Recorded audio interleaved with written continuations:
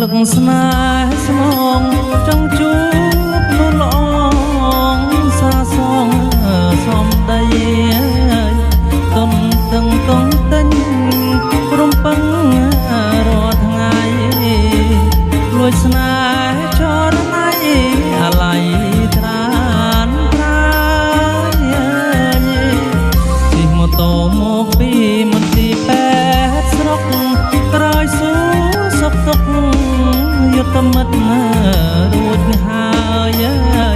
ใจដនតាមផ្លូវអូនជិះកង់បងកាយ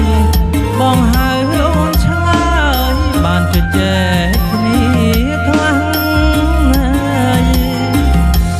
ថ្ងៃសែនក្បាលទឹកនឹកឃើញគ្រានឹង